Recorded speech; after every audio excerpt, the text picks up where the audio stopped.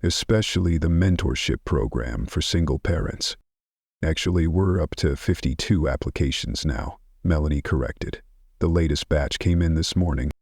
She moved to her desk, where a framed photo held a place of honor. Ethan, beaming on his first day back at school after completing his treatment cycle. His eyes sparkled with a vitality that had once been dimmed by months of delay, now lit up with hope, restored by care. "How's he doing?" Eli asked, nodding toward the picture.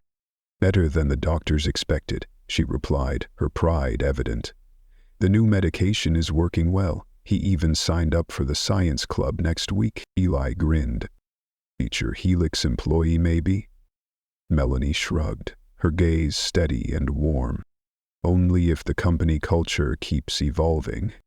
"About that," Eli nodded, acknowledging her point. "Yesterday's ethics training was eye-opening, especially for the VPs. Having someone who once cleaned the boardroom leading the session really shifted their perspective. Now they're asking for more." Helix Technologies had undergone a full transformation in the weeks following what the staff now simply referred to as the incident. Trevor Hayes tried to file a wrongful termination lawsuit, but when the legal team presented overwhelming evidence of his harassment, abuse of power, and pattern of misconduct, he quietly dropped the case and disappeared from the industry like a stain no one wanted to acknowledge.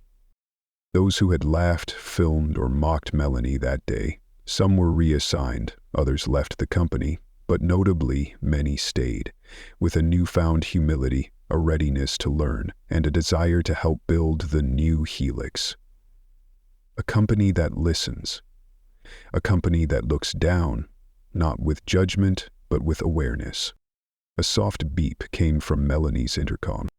"And Parker, your 10 o'clock is here, representatives from Riverside Children's Hospital."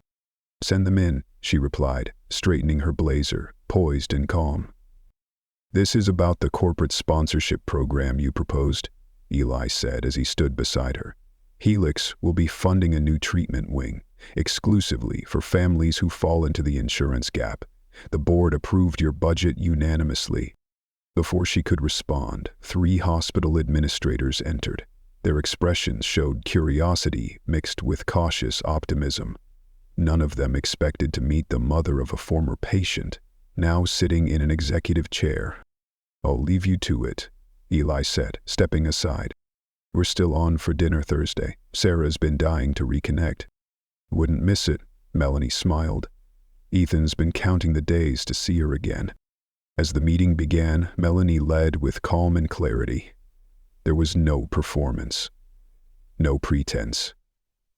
Everything she said came from lived experience, from cracks in the system she had fallen through, from the places she had once struggled to survive.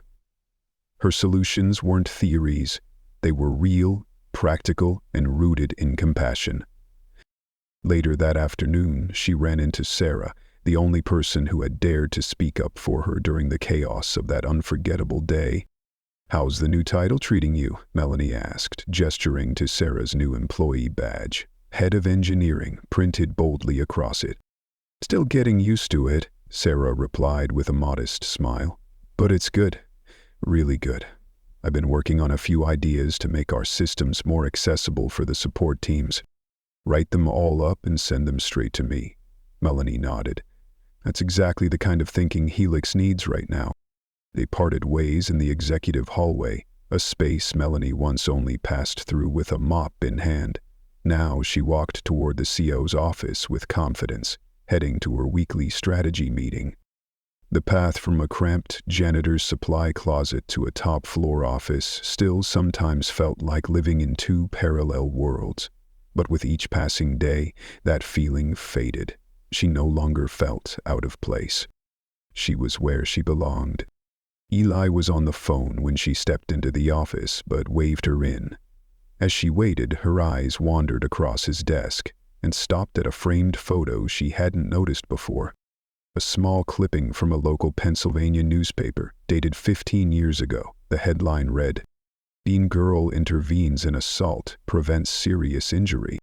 No names were mentioned. The people involved were minors. But in the grainy black and white image, the back of a girl with striking blue hair could be seen as paramedics tended to a wound on her brow.